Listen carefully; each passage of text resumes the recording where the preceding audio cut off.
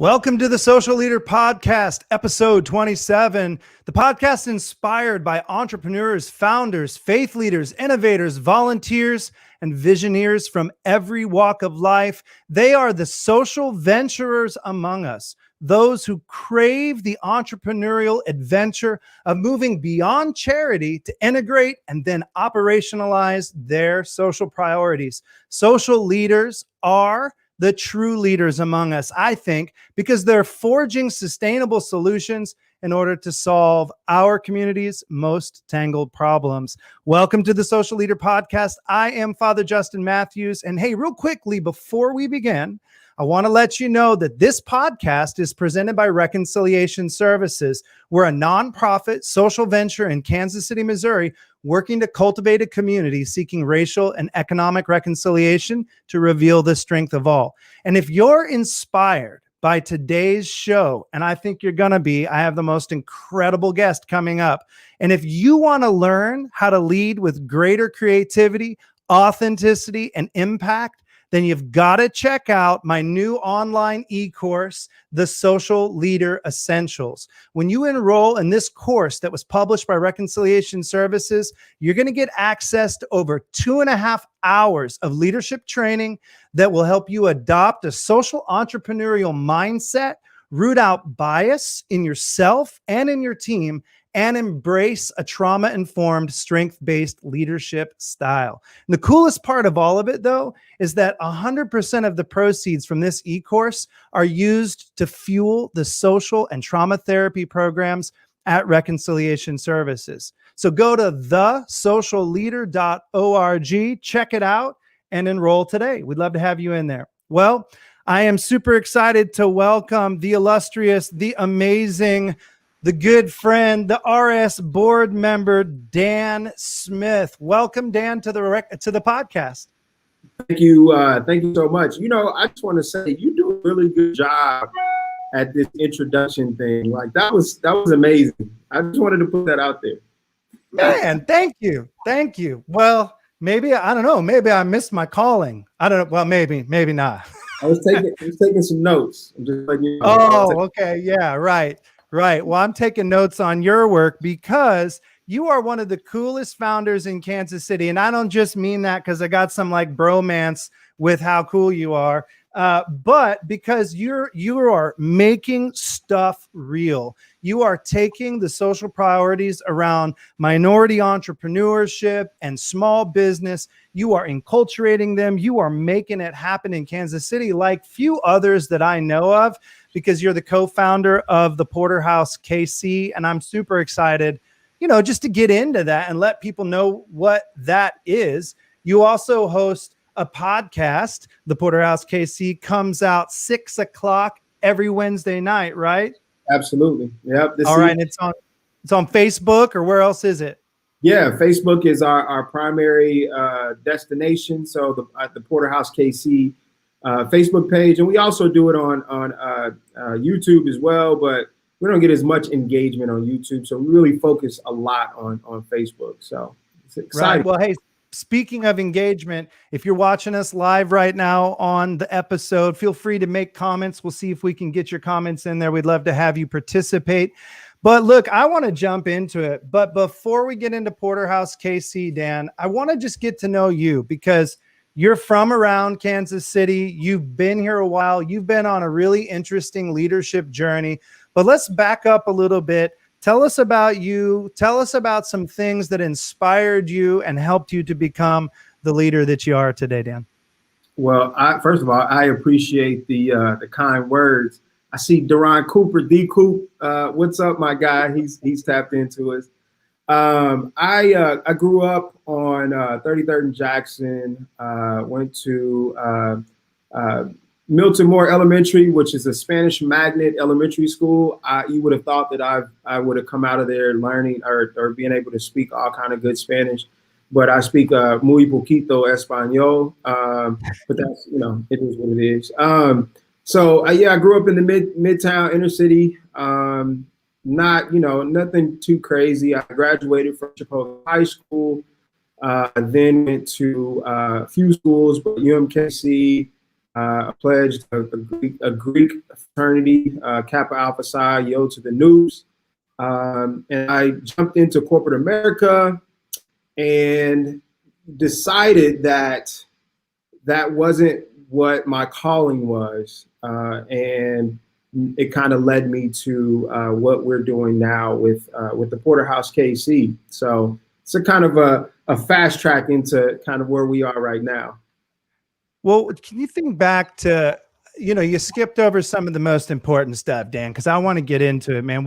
I know we want to get to Porterhouse, but I want to know like what inspires you and a little bit about you. I mean, I know you're married, you got kids, you're a family man. You've been working for a while for Full Employment Council. You just struck out on your own. We're going to go to that. But is there somebody in your life that you can think of that was like the exemplary leader that really inspires you in what you do today? I think, to be honest with you, and I don't want to sound any kind of way. Well, I'm inspired by my family. I'm inspired by my wife, my kids. I know this might sound cliche, but I am inspired by my wife. I am inspired by my boys, my two boys. Inspired by my mom. She's a single parent. She raised me and my brother pretty much by herself. I'm inspired by my grandfather. He passed away back in July, but that was a source of my inspiration. His calm, cool collectedness. I have that, right? Like I don't really get frazzled a lot about a lot of things. And he was like that. So yeah, I'm just really inspired by family. But as it relates to leadership, I've kind of made it I'm not going to say my life's work, but I made I acknowledge that there are some really great leaders in the community and beyond. But I'm a rule breaker by nature. I don't know. And I think that you learn the rules to break the rules. And a lot of leaders have done that. And I feel like that's kind of in the boat that I've been in. I've not really been too keen on following others, just because at the end of the day, when you follow others, you kind of put yourself in a hole, a pigeonhole. You know what I'm saying? Right. Same old, right? You got to break out. And I think entrepreneurs are great at that because, I mean, it's like adapting that old Napoleon Hill quote, right? Like every adversity carries within it the seeds of incredible possibility, but you got to go after it and you got to break out to go after it. What about what you're doing and the trajectory you've been on is breaking rules? Because Porterhouse KC is a new endeavor, but it's growing fast. You've gotten a bunch of grants from Kauffman and the eShip Forward Cities newest grant that you just got. Congratulations. And now you've struck out full time on this thing. So tell us about what it is, what you do, and how you're breaking the rules with the Porterhouse KC in your leadership journey. I just say that, for me, it's a matter of just doing, right? Like, if you have a vision, you have a goal, you have some things that make sense. Sometimes some things don't make sense, right? But if you have a vision and a goal, you just kind of go after it. And I don't know if it's necessarily breaking the rules, but it is definitely going against the grain, against what tradition would tell you to be the course or the path that you need to take. So, I mean, we went out and like you said, we've been blessed with the relationships that we've had, that we've been able to build with Kauffman and with Forward Cities and all of these groups. As Community Capital Fund, obviously Chess Inc., who is our partner organization.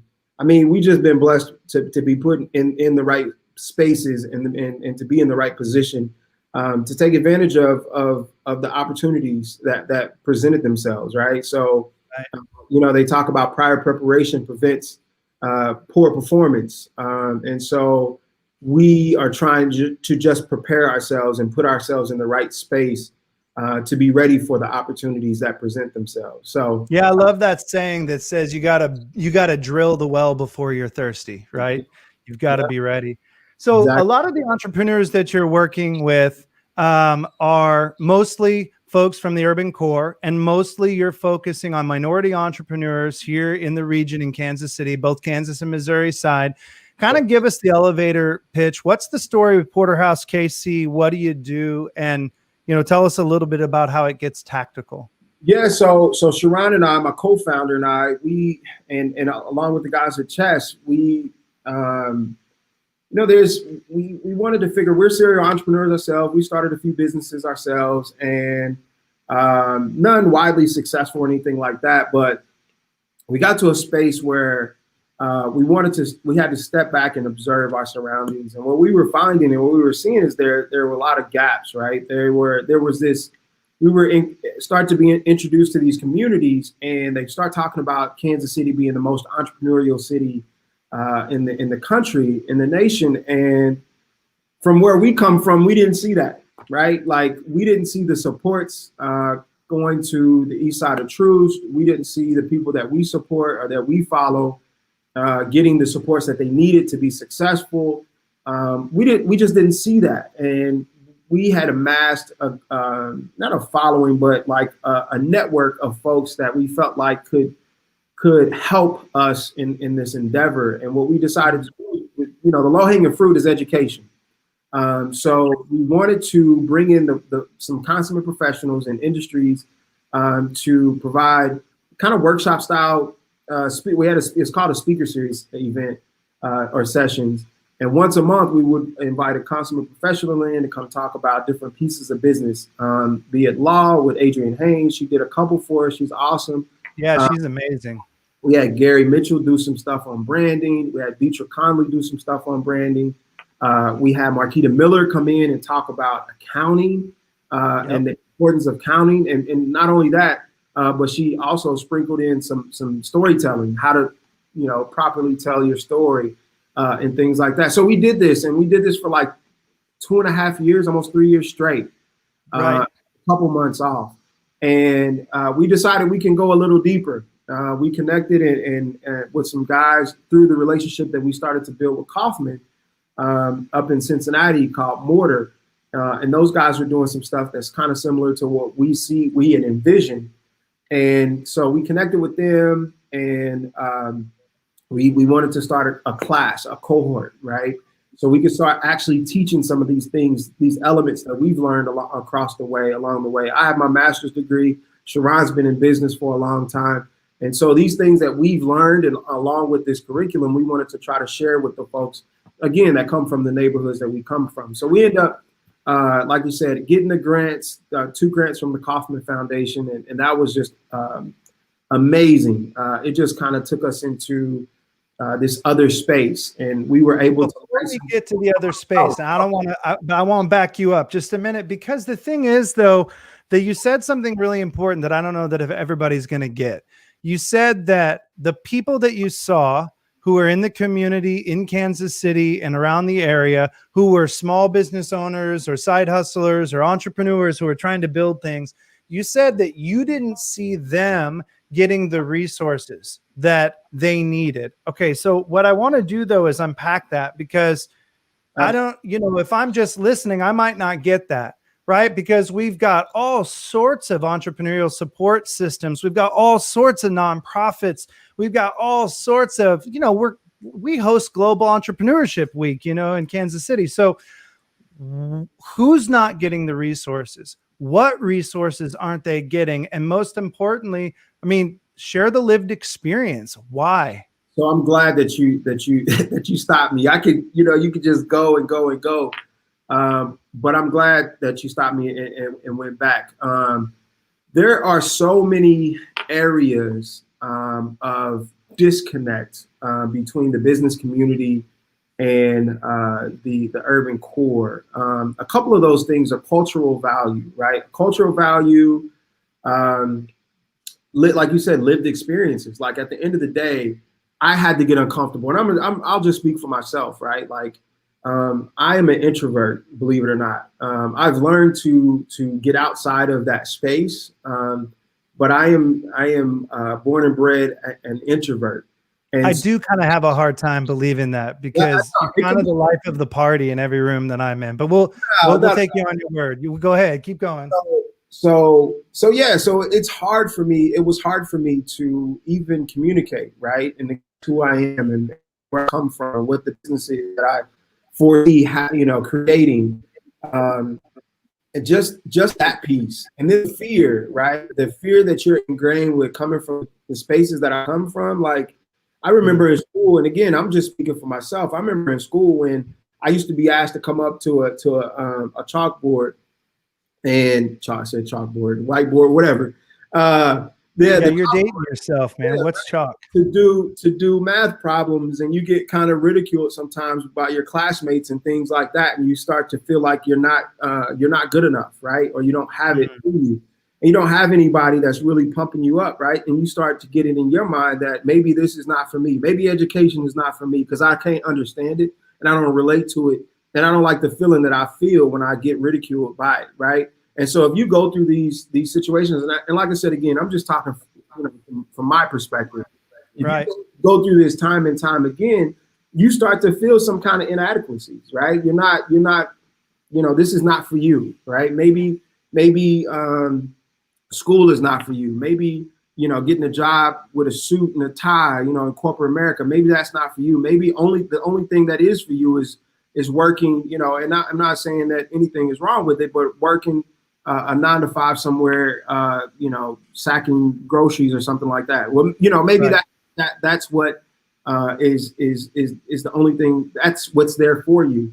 But again, so I had to get myself uncomfortable with talking to people, making sure, not worrying about saying the right things or the wrong things, right? Not worrying about how I look and who's judging me for what I look like and all those things. So I had to break down those barriers first. And then I had to also become okay with going into spaces that I don't see people that look like me in, right? And I can give you a couple examples. Like I've been to networking events where there were no Black people in there, no people of color in the networking spaces, and kind of sitting in the corner because you don't know anybody, and it's not an open, friendly environment, right? Because a lot of people know each other, but they don't know me.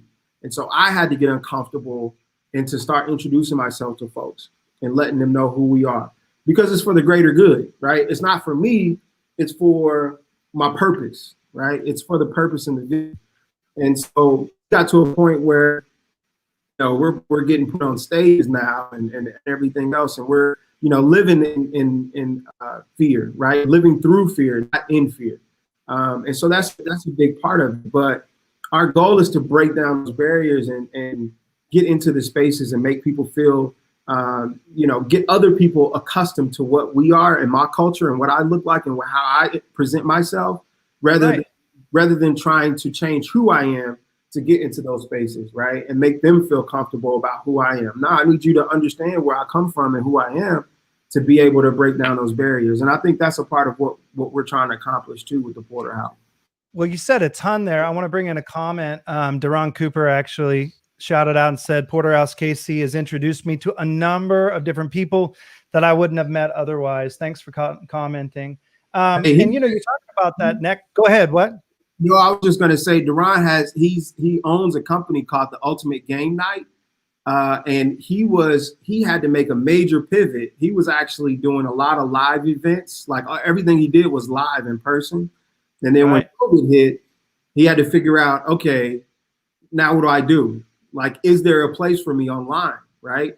And now he's reinvented his business. He uses StreamYard like to a capacity I've never seen anybody use StreamYard to. He does get like live game shows virtually. I mean, it's crazy. What's his website? Let's shout it out. Do you know his website? I believe it's the ultimategamennight.com, but he can share it if he's still watching. He can share it. Duran, if you're still watching, let me throw it up there. Let's see. We'll see if he comments in a minute, but you could probably Google it too. Yeah. One of the things I want to unpack though too is that you talked about when you go to places, they don't feel welcoming to you as a Black man, as an entrepreneur. Okay. So I want to get really specific about that. What does a group like an entrepreneurial support group need to do a better job of to make the space more safe, more welcoming, more culturally humble? What do they need to do? Break it down almost in a tactical way, which should be, by the way, I'm just a little editorial. This should be like looking at our nose. It's stupid that we still have to talk about this. Forgive me. I think in 2020 that we're still thinking about this, but we live in a time when we're even questioning the efficacy of any kind of cultural humility training. But talk to us though about that. What are you missing when you go into a space, and what should folks who are running those spaces be doing to welcome in more entrepreneurs who are not from kind of the dominant culture and narrative? I'm actually going to change that. I'm actually going to come from a different perspective. Okay, do it. I don't think that they change anything. I think we just become a little bit more comfortable in being uncomfortable. Right now, let me say that there's things that you can do to make people more inviting. Or, you can, as the host of an organization, if you see some folks that are looking comfortable and not networking with folks, you can actually go up to them, make them feel invited, bring them in, introduce them to some folks. I mean, there's other things that can happen, but I truly believe if you don't want something, or if you feel uncomfortable about something, you're going to have to live through that uncomfortability and figure that out too, right? So it's not all on the other organizations. It's also on you to get through that fear. And just know it's okay to be afraid, right? It's okay to not have all the answers, but it's not okay to not challenge that fear, right? And to get through it, and to just put yourself out there and introduce yourself to folks. So yeah, I mean, that's just kind of, I mean, it's tough to tell an organization, hey, you guys need to do this, right? Opposed to getting with the people that I target and that I help and that we connect with, and letting them know and giving them the strength and motivation to be able to go out there and be comfortable speaking about what they do and who they are, Right. So you're saying, like, on the one hand, we got to get comfortable with the uncomfortable, all of us. At the other side, you're also saying, look, just be you. I'm going to be me. Let's get proximal. Let's get to each other. You're a board member at Reconciliation Services. I mean, obviously singing to the choir with me on that one. The whole point of Thelma's Kitchen was like, can we at least eat lunch in the same space? Can we bring together racial, economic, geographic, every other form of diversity we can? And can we at least just eat lunch in the same space in an affordable, healthy way so that we can transform truce from this dividing line into a gathering place? But you don't have to do that in some big programmatic way, right? You can do that in every aspect of your life. But you're also doing something else. And real quick, before I jump to that, I want to run back to Duran threw up his website, ugnkc.com. Check it out. Definitely. Duran, thanks for sharing that. And then Sharon Thompson said, hey, no fear. Thank you. That's my co-founder. Yeah. He's tapped in. That's my guy. That's awesome. You guys are doing incredible work, really. Okay, but see, here's the thing. You guys are also doing something else. I don't think it's just you going to other places and working on that. You're actually doing, I'm going to use the word like enculturating. You're taking fireside chats. You're taking the entrepreneurial support system, kind of like memes and genes, and translating them somehow to the folks that you're working with in the urban core, and particularly to minority-owned businesses and entrepreneurship. Talk about that, because that's a whole work in and of itself. How does that flesh out? What does that look like in a practical, tactical way? We are creatives.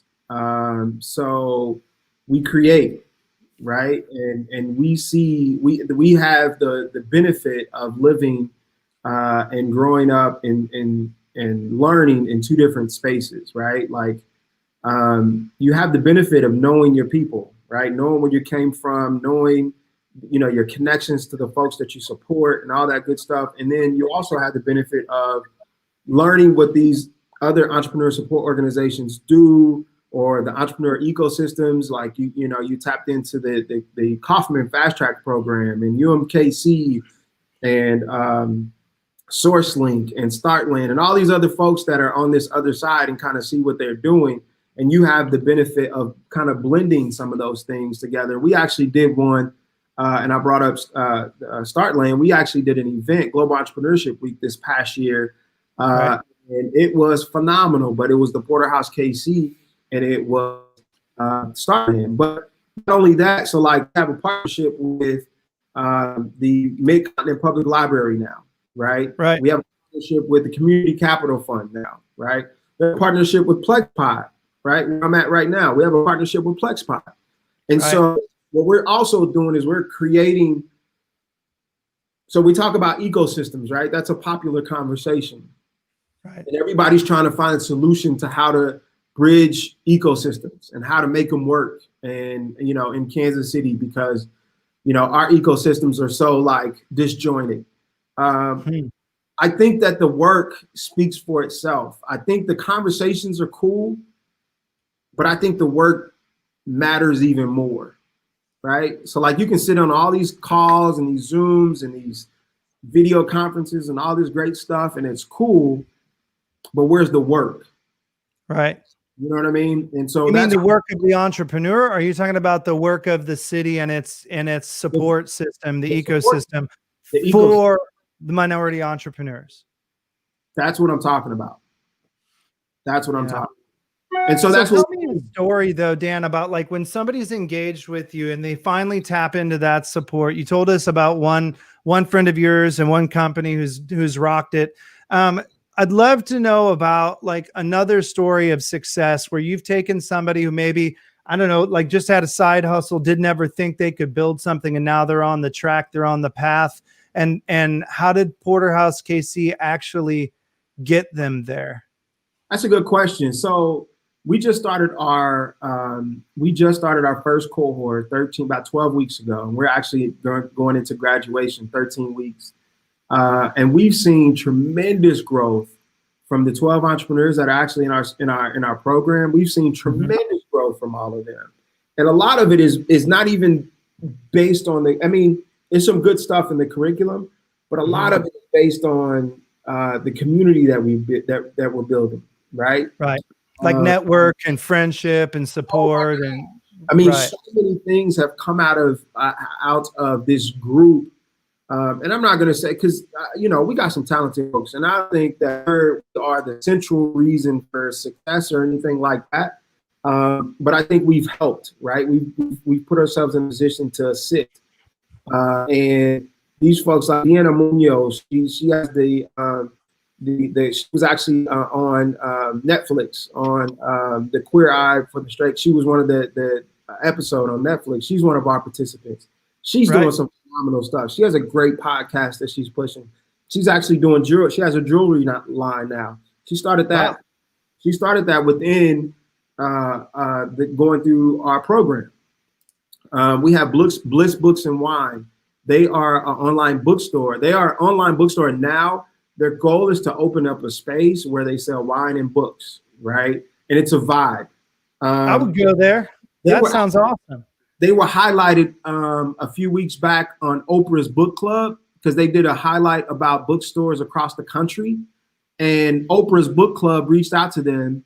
And now they're highlighted. They are a book club or a store that's highlighted on Oprah Book Club's website. That was but Porterhouse KC, you just a second ago, you were kind of downplaying your role. I wonder whether or not that kind of national attention and just the kind of confidence and risk taking that it takes for an entrepreneur to step out like that. I wonder if that would have happened if it weren't for Porterhouse, or you guys definitely played a role, right? And so I think we're throwing the assist, right? Like we're the point guard. Sure. They are the superstars of what we're doing.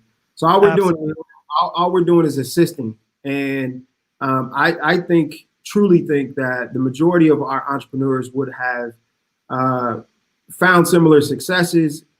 However, I think that we are in a place where we can boost them, right? We're just giving a boost, an assist, right? And that's kind of where we sit and what we're trying to accomplish. And we're trying to break down those barriers too, right? The barrier to fear, the barriers to entry in these different spaces. Right. We've introduced, I had an opportunity to interview with the Kansas City Business Journal.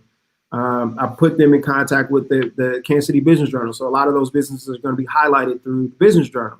One of our cohort participants, Alicia, she actually has a store on Truce, and they're called, her store is called Unleashed. It's on 39th and Truce. She has a resale shop for plus size women.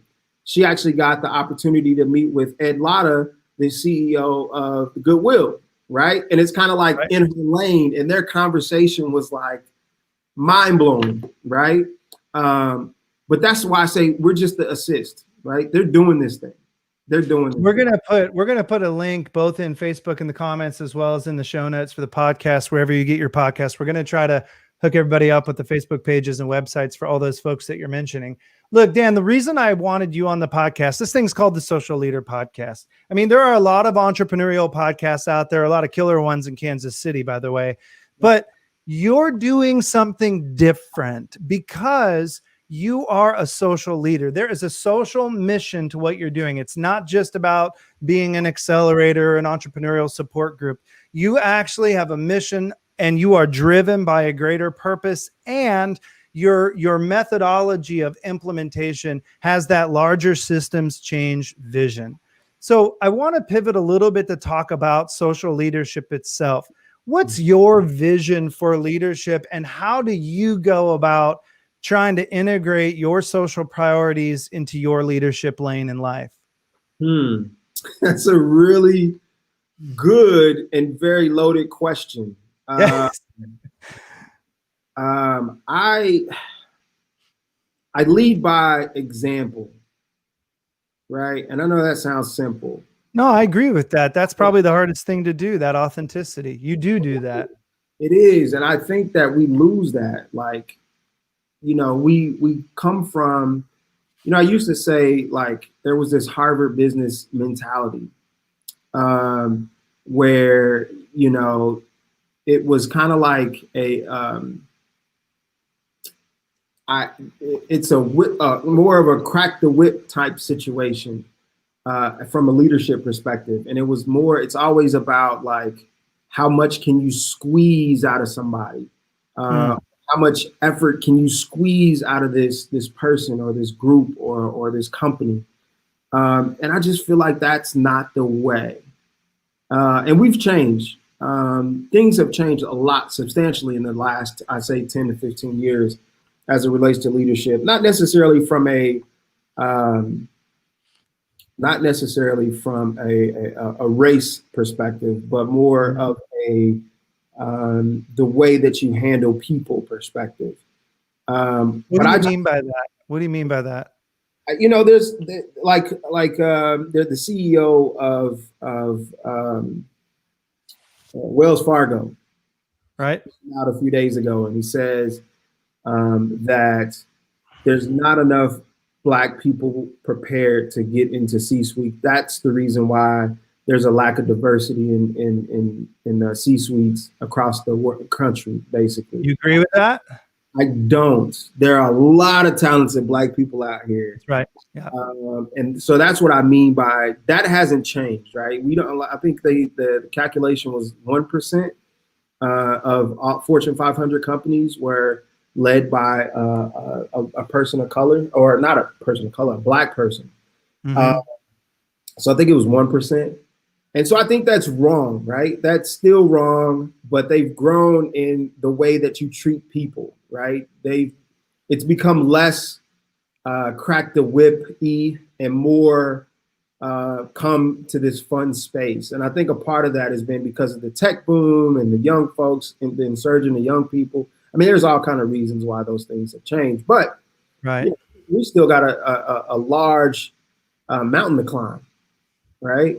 We're still not represented well. So I think that leading by example means more than any other way or form of leadership out there. If you don't see me out there doing it, then how can you understand, how do you know it's possible if you don't see somebody doing it? Right. You can't be what you can't see. You Yeah, can't. absolutely. So let me ask you this though, in your social leadership, again, you could have just gone to work for any other, startup support group. You started this one. You and your co-founder had a vision for what the world could be and what you kind of the dent you wanted to make in the universe. As a social leader, Dan, what do you want to be different next week because of what you're doing this week? I want to see more Black businesses in our urban core that is accepted, that are successful, that are able to employ folks, that are able to self-sustain, and it's a respected organization, a respected company. A lot of Black What business. keeps people from achieving that? Like specifically, because what are you going to change? I agree with you, but you're offering a lot of training, a lot of network, a lot of support. Why It's, isn't that happening yet? it's a mind shift change. It's a mind shift change. It's a change in a perceptive reality. Because I don't feel like a ton of people, there's so much struggle in this, right? There's so much struggle in business ownership that there's a lot of people that are not necessarily built for it, but there's also people that possibly are built for it, but they just don't know. And they just need an extra push and an extra, the guidance, right? Like Duran Cooper. Like I pump D Cooper, I call him D Coop. I pump D Coop up a lot, but it's not superficial. It's legit. Like this guy is a talented guy. Right. But And his business is rocking it and deserves the scale. But I don't know that he really knows that. I think he likes what he does. I think he has fun with what he does. I think he's learning it now. So let me back off of that. And D Coop, don't get mad at me that I'm using you as blow up the comments right now. But I just think that at one point he didn't have as much faith in himself as others had in him. And so that's what we want to create across the board, right? We have faith in a lot more people than they have faith in themselves. And we want to be their cheerleaders. And so we want to help them get whatever that hurdle is that they get over. We want to help them with it. So be it communication, right? Just being able to effectively communicate what business is about, be it storytelling, right? Like brand management, all that good stuff, but also your books, right? Financials matter. You can't be afraid of those things because sometimes, and it happens, it's understandable. It's a lot of people that are afraid of cracking open the book, right? But we have to in order to be a successful company or a successful business.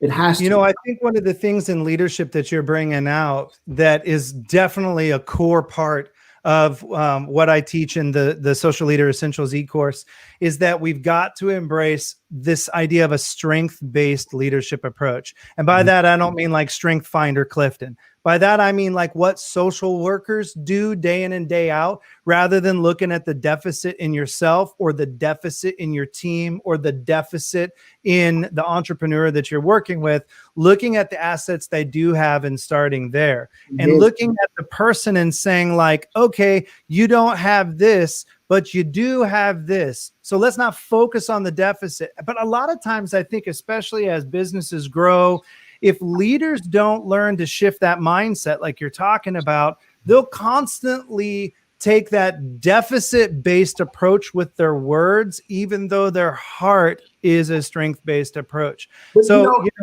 it's hard. It's hard to do if you are humble, if you are very giving, very others oriented. It's hard to do that sometimes, right? And a lot of folks in the community that I come from, and I've had these conversations a lot where folks want to create nonprofit organizations and with no profitability in mind. Yeah, right? By the way, there are 9,000 nonprofits in Kansas City by the recent count. I don't think we need any more. go start a social venture. And that's what I'm saying. So like, you know, how do we get folks to understand their value and not in just in other people? I'll share this story too, and this kind of hits home on this point. Like my master's degree, I created one of my classes. You had to create a fictitious business, a fictitious company, and you know, from top to bottom or whatever the case may be, do a business plan and all that good stuff. So I did that. But it was a nonprofit organization, just like we were talking about. It was a nonprofit, and it was focused on fathers, right? Because I felt like there was at that time there was a deficit, you know, not a lot of fathers in a lot of young people's lives. But I wanted to pinpoint reasons why, right? And there was a social piece, a comfortability piece, and all this other stuff, and the reason why. So I took this. I had got an opportunity to go to UMKC. I forgot the name of the program, but there's a program to help you evolve your business, right? My professor referred me to this group because he thought it was a really great idea, really great plan. And so I went and I shared my vision with the group. And one of the advisors said, well, this is a for-profit only program. You have to have a for-profit business to be a part of this program. And I said, okay, cool. And mind you, I was scholarshiped into this program, so I didn't have to pay anything out of my pocket or anything. He said, come back tomorrow and you have to have a for-profit business created, even an idea, and we can build off of that. But we can't use this program, right? We can't use this fatherhood program. It just doesn't matter. I couldn't figure it out. My mind was so stuck on this fatherhood thing that I came back and I said, hey, you know, is there any way that I can just make this a for-profit? You know, does this, I mean, can I just change? And I mean, mind you, I was 21, 22, something like that. I was like, sure. You know, this is what I have. And he said, you know, go out, figure out a way to make money, and you can create as many nonprofits as you want after you make the money that you need to make, right? Sure, that's a good approach sometimes. And that stuck with me. And, you know, I was, like I said, I was young and it stuck with me, but I see a lot of people in my community wanting to start nonprofit organizations and want to support and help other people. And I get it. I understand. We're in the same boat, obviously. But at the end of the day, you also have to support yourself. We got to figure out a way to support you in the community. And you make more by being able to hire folks from the community you come from, rather than just giving, you know, a small support. A PHKC is a nonprofit also, right? It is. So what's your sustainability plan moving forward? Is there a for-profit element to that? So we do. We're gonna have. There's a retail element. We actually are with the partnership with Chess Inc. We purchased a space right off of 31st and Truce. So the entrepreneurs that go through our program that are retail focused entrepreneurs, they're going to be able to sell products out of that space on the first floor. Second floor, there's a co-working. There's going to be a co-working space, and that's the partnership that we have with PlexPod, because they're going to come in and they're actually going to help us with that space upstairs. So yeah, there's a profitable piece to that too. So yeah, that's incredible. Well, I want to wrap up. I always end every podcast with this question, and that is this: if there are people listening right now who want to learn how to lead with greater social impact, what would you teach them? What tips do you have for them to learn how to lead with greater social impact as a social leader? You have 2 or 3 things you can leave us with? I say be open. One thing is be open, be flexible. Not everybody comes from where you come from. Right. That's on both sides of the tracks. So from my perspective, I'm going to give you an example of what I mean by that. Okay. So had to help me with this. My co-founder had to help me with this because I didn't want to talk to people that didn't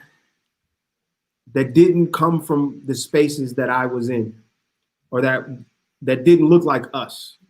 And I'm being a little vulnerable right now. Like I had to get outside of my own way to be able to grow what we're trying to grow. Because I felt like I had a target audience, folks that I wanted to speak with, and 2, And then there was other people that didn't necessarily fit into that, and I didn't feel like it was necessary to talk to those folks, right? But there's so much value in connection. There's so much value in being open, and so I had to learn that.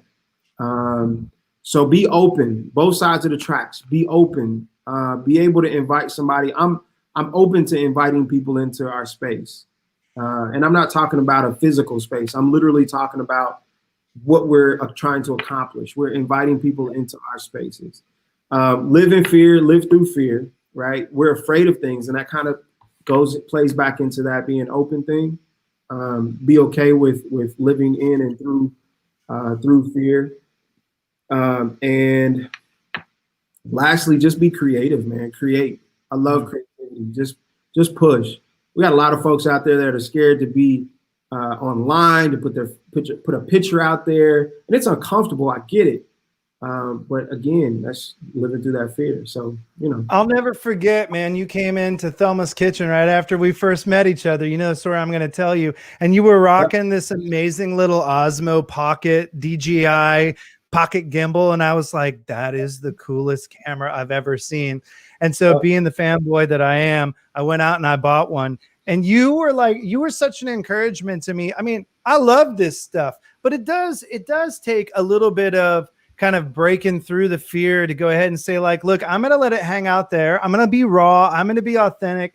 And, that's what everybody wants anyway. They don't want the polished corporate IBM version, right? So, man, those are great tips. And I really appreciate you bringing your heart. And I appreciate the work that you're doing, because we need to focus, especially in light of Corona, and especially in light of the impact economically of the pandemic and everything that we're going through as a country right now.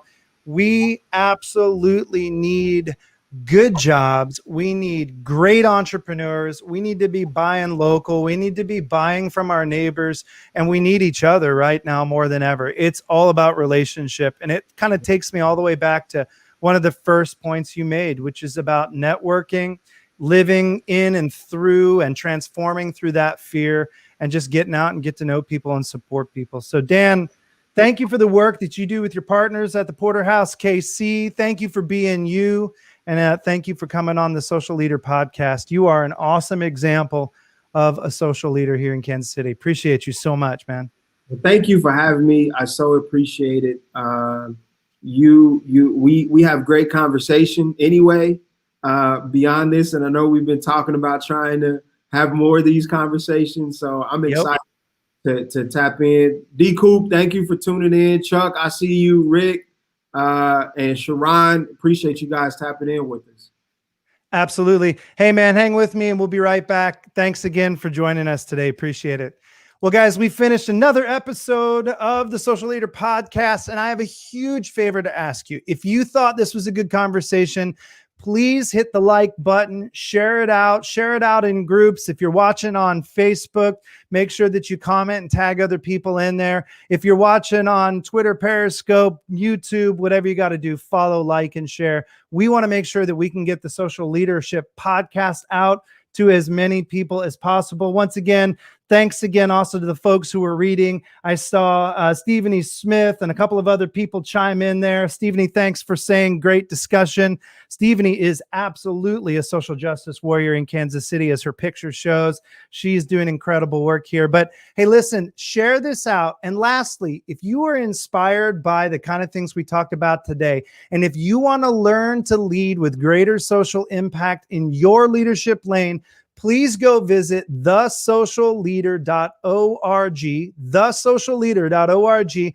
Check out the new e-course, the Social Leader Essentials, that we just published. You're going to learn about how to think with a social venturing mindset. You're going to learn how to move from intentions and charitable ideas to operationalize and actualize your social priorities. You're going to learn to root out bias in yourself and in your team, and you're going to learn how to think with a trauma-informed and strength-based leadership approach. Go out to thesocialleader.org, and once again, 100% of that e-course goes to fuel and support the social and mental health service work that we're doing here in Kansas City through reconciliation services. So, hey, once again, thanks for joining us on this episode of The Social Leader. And until next time, let's all learn together to lead with greater social impact. See you soon.